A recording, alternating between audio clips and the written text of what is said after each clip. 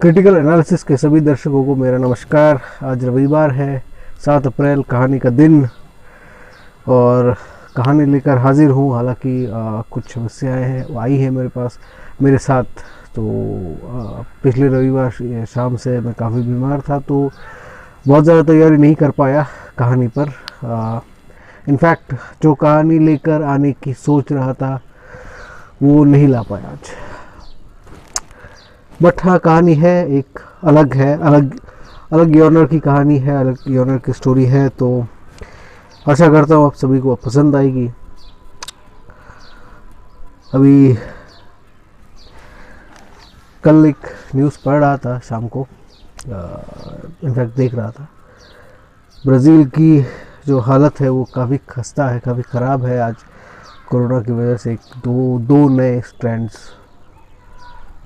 P1 और P2, तो मतलब आज हालत ऐसी है, सिचुएशन ऐसी है कि शायद कब्र के लिए जगह कम पड़े।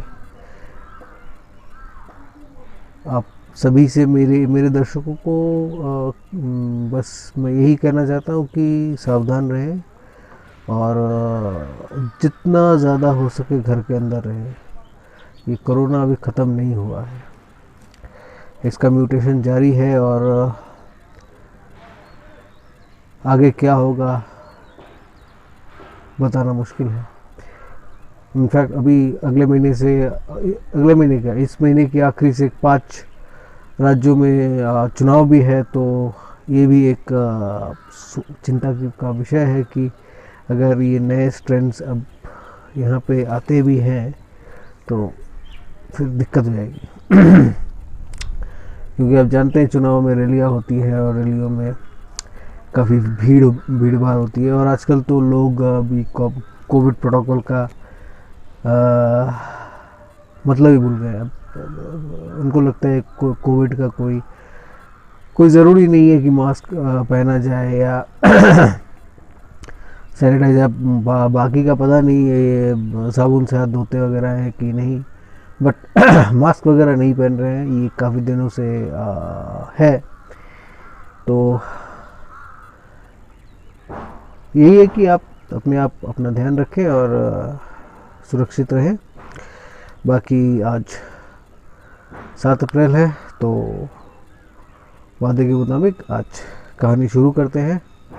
कहानी बहुत ज़्यादा पुरानी नहीं है। पिछली 2 कहानियाँ, एक करीब 100 साल पुरानी थी, 98 ईयर्स, और एक 400 साल से ज़्यादा पुरानी कहानी।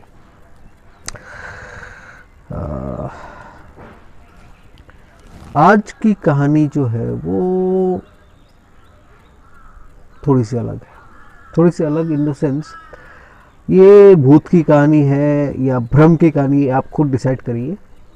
मैं बस कहानी सुनाऊंगा आपको, कहानी सुनिए और डिसाइड करिए ये भ्रम है या भूत है। हालांकि भूत प्रेत पे जो काफ़ी लोग भूत प्रेत पे विश्वास नहीं करते हैं, काफ़ी लोग विश्वास करते हैं, कुछ लोग आधी विश्वास करते हैं, आधी नहीं करते हैं, और कुछ लोग, बट ये कहानी बड़ी इंटरेस्टिंग होती है। तो चूँकि मैंने पहले बताया कि मैं बीमार था और मतलब जैसे जैसे ये दिन गुजर रहे थे मुझे लग रहा था कि मैं क्या कहानी दूँ, बट कहानी तो दी नहीं है संडे को। तो फिर मेरे दिमाग में आया कि यार चलो ये भूत की कहानी दिमाग में है, जहन में है भरी हुई, तो यही कहानी पेश करता हूँ। हालांकि कहानी में कुछ बदलाव मैंने किए हैं, क्योंकि ये कहानी को कहने के लिए, सुनाने के लिए जो कॉन्सेंट उस इंसान से या उस परिवार से लेना है वो शायद वो मैंने नहीं लिया है। बट इसीलिए मैं कुछ चेंजेस करूँगा उस पर, कुछ जगहों के नाम पात्र ये सारे उल्लेख नहीं करूँगा मैं। बट कहानी सच्ची है, तो आप सुनिए और आप खुद डिसाइड करिए कि ये भ्रम है या हकीकत। बात है करीब 1957। 96 97, हाँ 96-57 की बात है, 96 के आखिरी और 57 की शुरुआत। एक परिवार के जो गार्जियन हैं, जो कमाने वाले हैं, वो केंद्र सरकार के एक विभाग में नौकरी करते थे। तो उनका तबादला होता है उत्तर पूर्व के एक शहर में। शुरुआत में वो अकेले जाते हैं, चीज़ों को सेटल करते हैं, उनके परिवार का रहना कैसे होगा, कहाँ रहेंगे, ये सारी चीज़ें, ये सारी सुविधाएं देखते हैं। स्कूल वगैरह सारे वो वेरीफाई करते हैं, चेक करते हैं।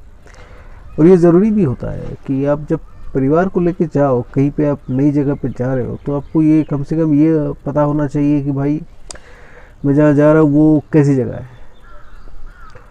और क्या वो वाकई में रहने लायक है। तो और जैसा सरकारी है, केंद्र सरकार के मुलाजिम है, तो ऑब्वियसली बात है, ये उनका तबादला होता ही रहता है हर 3 साल 4 साल में।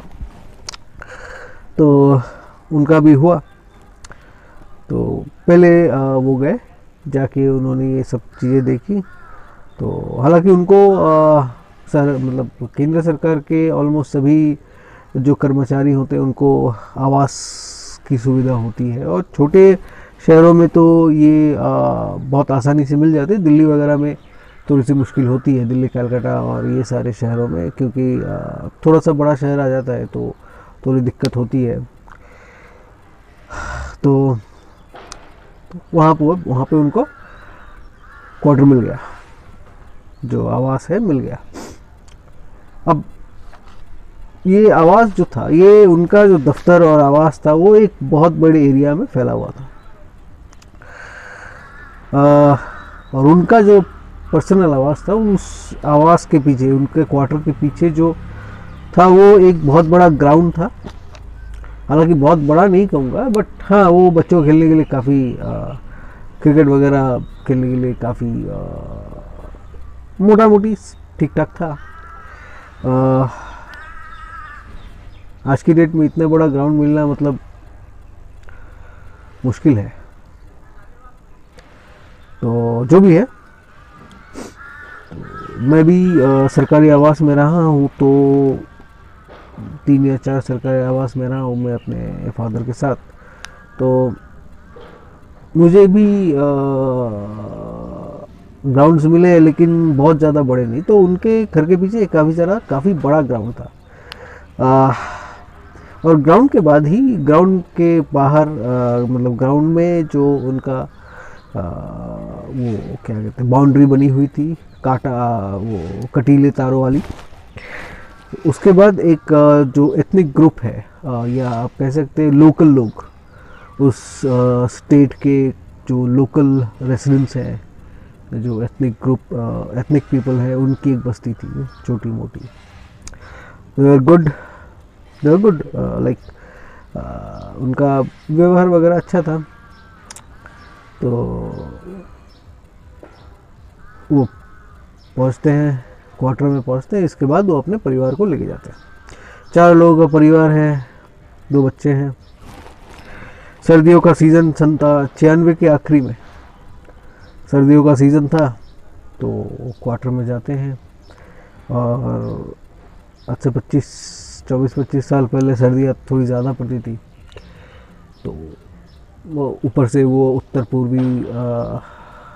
पूर्वी शहर है, उत्तर पूर्व भारत का एक शहर है, तो एक राज्य है। तो ऑब्वियसली बात है, वहाँ पे सर्दियाँ और ज़्यादा गिरती, मतलब होती हैं। तो पहुँचे वहाँ पे,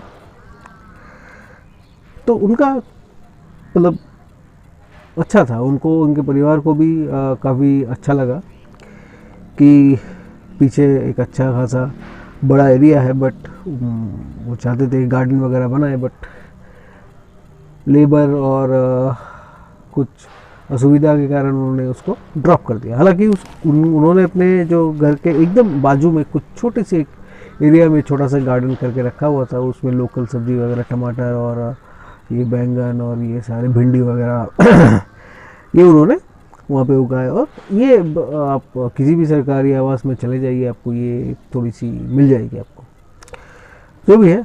तो उनका वो हुआ, चालू हुआ। हालांकि ये परमानेंटली नहीं आए थे इनके परिवार, क्योंकि उनके बच्चों के पेपर वगैरह थे, तो जब तक ये पेपर नहीं ख़त्म हो तब तक ये क्या कहते हैं उसका ट्रांसफ़र वगैरह नहीं ले सकते, ठीक है। और सेशन ख़त्म हो गया है तो थोड़ा सा बेटर है, क्योंकि नया सेशन शुरू करेंगे, नए बच्चों से घुलना मिलना भी आसान रहेगा। क्योंकि अगर आखिरी सेशन में आते हैं तो फिर थोड़ी सी दिक्कत होती है बच्चों को। हालांकि मुझे नहीं पता, बट मैं काफ़ी बार मैं भी एक सेशन के आखिरी में एक दो जगह पे अपना एडमिशन कराया है या ट्रांसफ़र होकर गया, बट मुझे कोई लगा नहीं। बट खैर उन्होंने डिसीजन लिया, उनका परिवार है, उनके बच्चे हैं, तो उन्होंने अपना तबादला नहीं कराया वहाँ पे, मतलब क्या कहते हैं बच्चों का ट्रांसफ़र नहीं कराया।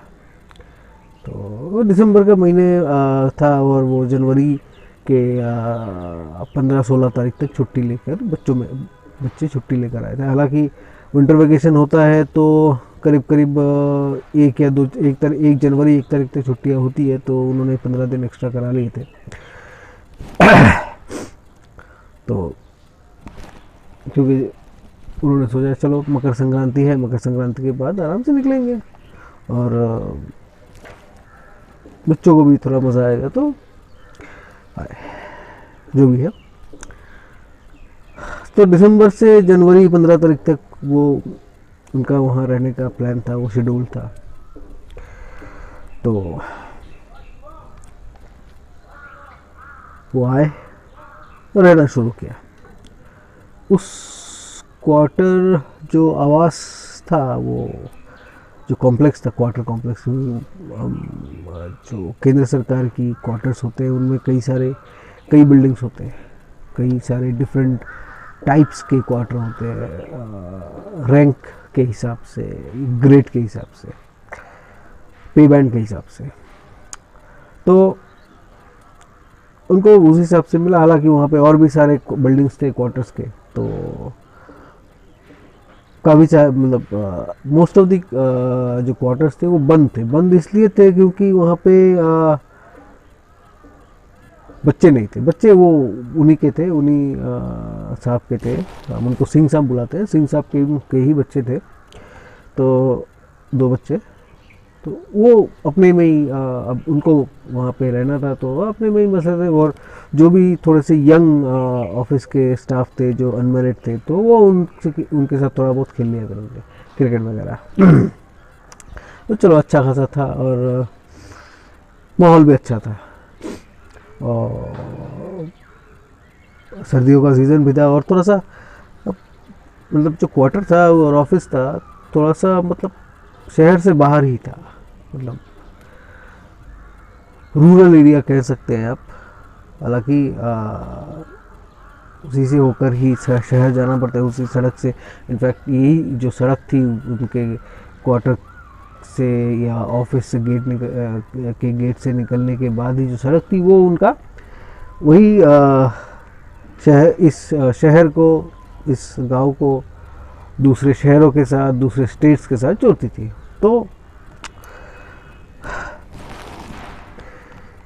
हाईवे के ऊपर, हालांकि ये गांव ही आप कह सकते हो उसको, तो रूरल एरिया था, तो शहर से अलग। और एक छोटी सी और समस्या थी कि वहाँ पे आपको शाम के वक्त 1 या 1.5 घंटे का एक लोड शेडिंग होता था। वो कभी भी हो सकता है, वो एकदम शाम के 5 बजे हो गया और 6, साढ़े 6 बजे आ जाते थे, तो ठीक था। कभी कभी रात को 8 बजे के बाद, 9 बजे के बाद भी ऐसे आपका होता था लोड शेडिंग। तो ये एक समस्या थी। तो उस ज़माने में इन्वर्टर वगैरह की उतनी मतलब खपत नहीं थी, लोग उसको ज़रूरी नहीं समझते थे और रखते भी नहीं थे। और सरकारी क्वार्टर में तो खैर, क्योंकि उनको भी पता होता था कि भाई यहाँ आज 3 साल है, 4 साल में फिर यहाँ से निकलना है, कहीं कहाँ पर भेजेंगे, क्या होगा, इसकी ये टूट फूट जाएगा, तो बहुत ज़्यादा केसेस में ये अपने लिए नहीं खरीदते थे। और 24-25 साल पहले तो खैर उतना भी इम्पोर्टेंस नहीं था, तो बस वो कैंडल और ये लालटेन वगैरह का इस्तेमाल कर लेते थे वो। तो यही तो ये आपका उनका सिस्टम था। तो क्वार्टर हुआ, बच्चे और उनके परिवार आए, उनको अच्छा लगा, काफ़ी देर रुके हुए आए। 1 दिन 2 दिन गया, 4-5 दिन के बाद ऐसा उस घर में आसपास के जो भी स्टाफ थे, बहुत बड़ा ऑफिस नहीं था वो, बहुत बड़ा दफ्तर नहीं था, एक ज़्यादा से ज़्यादा 15-20 से 30 के 20-25 के आसपास स्टाफ शायद होंगे, या उससे भी कम आई थिंक। तो जो भी जूनियर स्टाफ थे वो आते थे, सर कैसे हैं, कोई तकलीफ ये है, मैडम कैसे हैं, ये तो आके बैठ के अपनी बात कर रहे थे। रात का वक्त था, करीब 7:30-8 बज रहा था। तो बच्चे भी बैठे हुए थे, उन्होंने भी अपनी पढ़ाई वढ़ाई ख़त्म कर ली थी, तो ऐसे ही बात कर रहे थे। तो एक जो काफ़ी पुराने उस एरिया में, इनफैक्ट लोकल थे वो, तो उन्होंने एक स्टोरी बताई, स्टोरी नहीं एक्चुअली रियलिटी है। उन्होंने बताया कि ये जो पूरा ऑफिस का जो कॉम्प्लेक्स है, जो क्वार्टर कहिए या ऑफिस दफ्तर कहिए, ये एक ज़माने में कब्रगाह हुआ करती थी, मुसलमानों का कब्रगाह। तो मतलब उस टाइम से करीब और 40-50 साल पहले की बात है। तो कब्रगाह हुआ करती, इनफैक्ट उस जो क्वार्टर कॉम्प्लेक्स है उससे थोड़ा सा आगे आप मतलब वो जो तार का जो बैरिकेडिंग है या बाउंड्री है, जो लोकल आपके मैंने पहले बताया था कि जो लोकल एथनिक पीपल हैं जिनकी एक छोटी मोटी कॉलोनी है, उसके पार एक और कब्रगाह है जहाँ जो अभी उस टाइम पे यूज़ हुआ करता था। मतलब उस टाइम पे वहाँ पे वो मुसलमान अपना मतलब जो मुसलमान पीपल लोग थे वो अपने जो क्रिमेशन की जो प्रथाएं हैं, जो कब्र वगैरह करते थे, तो उस एरिया में करते थे। और इससे पहले ये जो क्वार्टर था उसके वहाँ पे ये हुआ करता था। ये कॉलोनी भी बहुत ज़्यादा पुरानी नहीं थी उस वक्त, क्वार्टर और कॉलोनी ऑलमोस्ट साथ साथ ही मतलब बने और क्या कहते हैं उसको, स्थापित हुआ। ठीक है, तो ये सारी बातें हो रही थी, रात का वक्त था, अचानक से लाइट भी गई थी। और उस दिन हल्की हल्की बारिश हो रही थी, बिजली भी थोड़ी सी चमक रही थी, आवाज़ हो रही थी। तो किचन में एक क्या कहते हैं, केरोसिन का लैंप था। तो खाना वाना पका के सिंह साहब की मिसेस ने उस केरोसिन के लैंप को किचन में इस तरह से रखा था कि वो जाके वहाँ पे जलाएंगे तो मतलब जो खाना बनाने का गैस या स्टोव हुआ करता था उसके ऊपर मतलब एक उसके ऊपर एक स्लैब था। तो उस स्लैब में उन्होंने उस केरोसिन के लैंप को रखा था। और चूँकि उनका खाना वाना पक चुका था तो उन्होंने कहा चलो अगर लाइट आती है तो आती है, नहीं तो बस ये ख़त्म हो जाएगा, ख़त्म होने के बाद 10-10 बजे खाना खा लेंगे। तो उन्होंने अकॉर्डिंगली उस लैम्प को और बारिश भी हो रही थी और उस ज़माने में थोड़ा सा हल्का सा तूफ़ान टाइप या ऐसा कुछ हवा चल जाए तो बिजली वाले लाइट मतलब बत्ती लंबी टाइम के लिए काट देते थे। तो उन्होंने उस लैम्प को वहाँ पे रखा।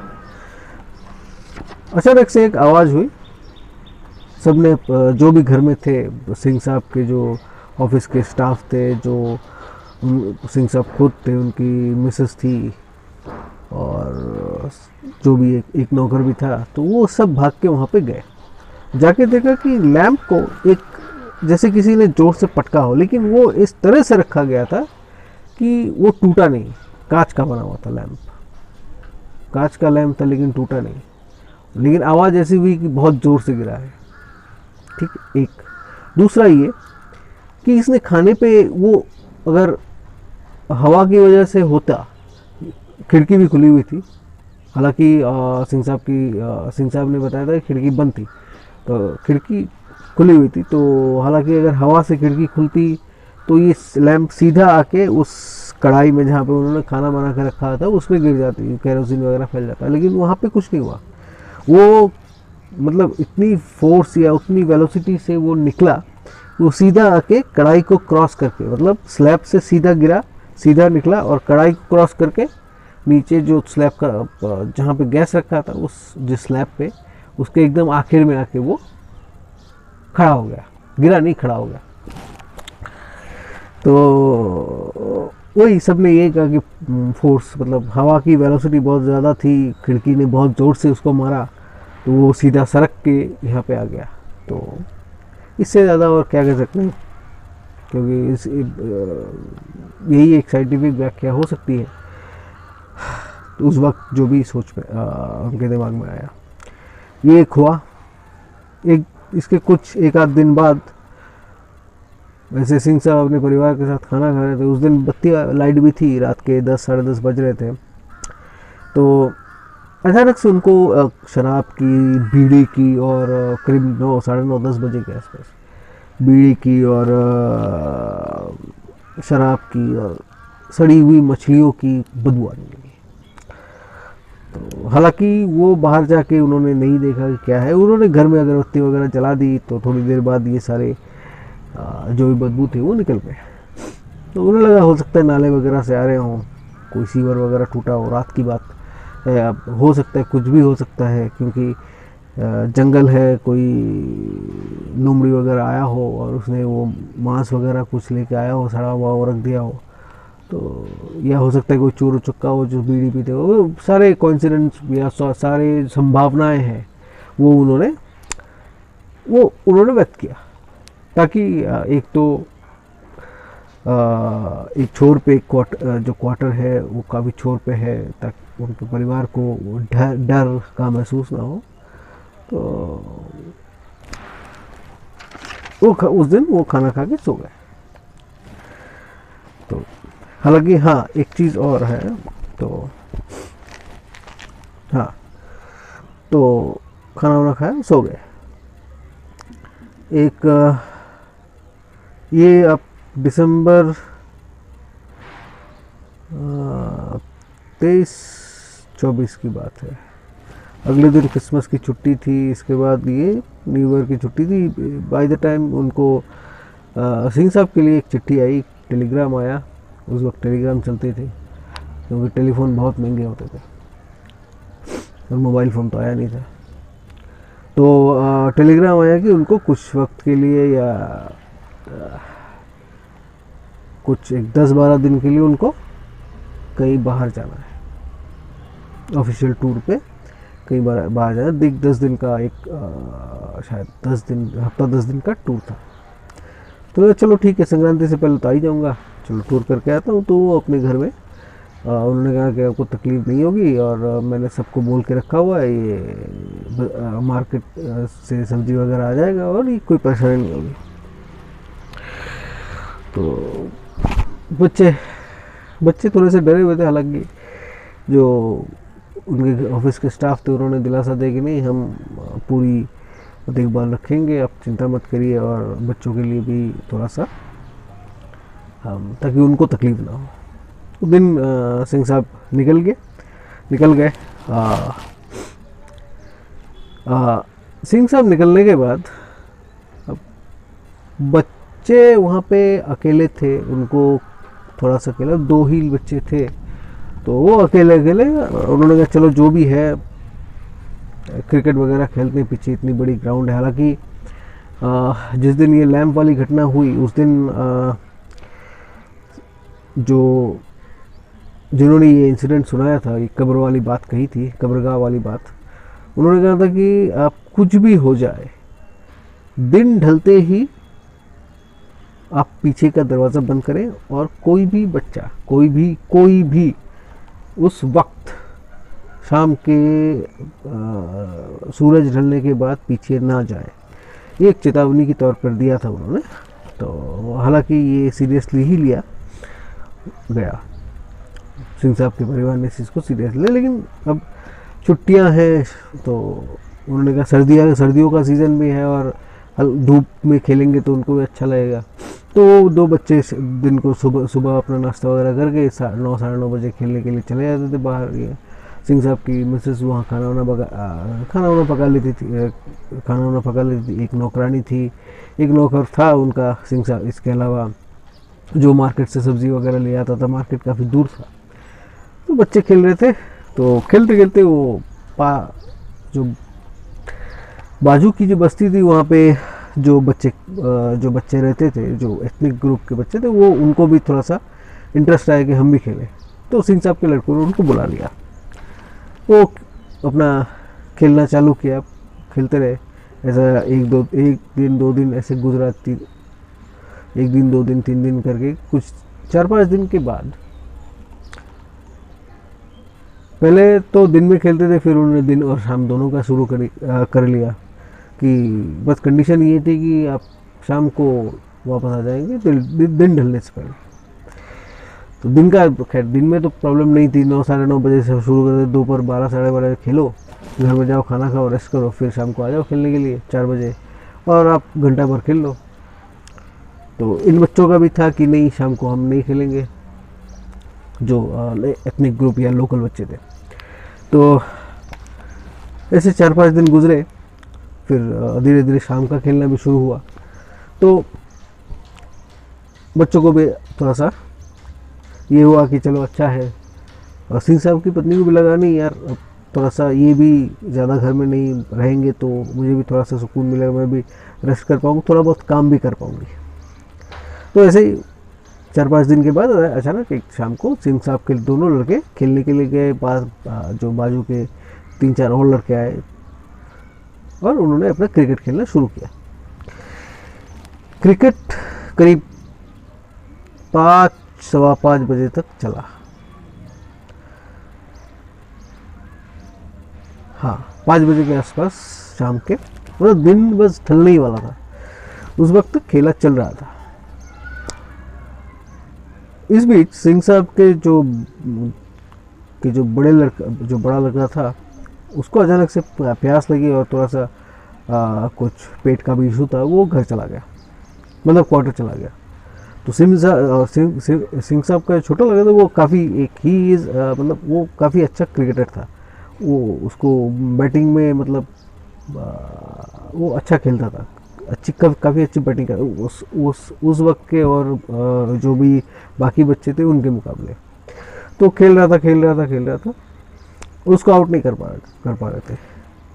तो ऐसा करते करते मतलब जो भी बॉलर थे बच्चे थे, तो ऐसा हमने भी किया, बैट्समैन आउट नहीं हो रहा तो गुस्सा आ ही जाता है, सिंपल सी बात है। उस ज़माने में हमारे साथ भी हुआ था।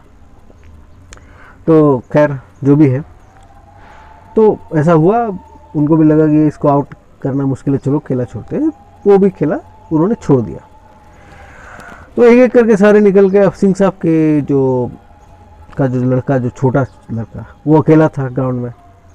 तो ये अपने स्टम्प्स और ये बैट वगैरह समेट रहा था कि अचानक उसे दिखा कि उसका जो बड़ा भाई जो घर में चला गया था, वो उस बस्ती की ओर जा रहा है। नई बसी हुई बस्ती है और बहुत ज़्यादा परिवार भी नहीं, 8-10 परिवार थे और उसके पीछे जंगल था। और लोग कहते हैं और एक शायद जंगल के अंदर एक छोटा सा एक नदी टाइप भी था शायद। तो उस सिंह साहब के लड़के को देखिए, वो बस्ती की उस तरफ जा रहा है। हालांकि सिंह साहब के लड़के कभी उस बस्ती की इस तरफ गए नहीं, बट उसको लगा अब वो सिंह साहब का छोटा लड़का जैसे उसने देखा उस अपने बड़े भाई को उस तरफ जाते हुए, वो मतलब तिलमिला पड़ा, उसको गुस्सा आ गया। अरे यार, शाम हो रही है, तुम यहाँ पे क्या कर रहे हो यार, तुमको जाना चाहिए। वो उसके पीछे भागा, उसको बुलाते भाई रुक जा, क्यों जा रहे हो भाई, रुक जाओ। नहीं, वो दौड़े जा रहा है, वो भी पीछे भाग रहा है। तो बस्ती के आखिरी छोर में एक घर था। वो घर में एक लड़का था जो सिंह साहब के लड़के के उम्र का ही था, छोटे लड़के की उम्र का। उसने अचानक उसका हाथ पकड़ा, बोला तू कहाँ भाग रहा है, पीछे तो जंगल है।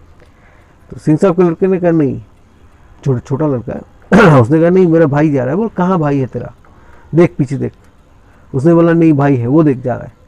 फिर उसने बोला नहीं ऐसा नहीं है, अगर भाई है तो हम लोग लेके आएंगे, तू घर चल, शाम हो गई है, आप यहाँ पे सांप वगैरह रहते हैं तो तुम, जंगल है निकलो, मैं अपने पिताजी से बोल के जंगल में एक सर्च पार्टी भेज दूंगा ताकि उसके तेरे भाई को पकड़ के ले आए, ठीक है।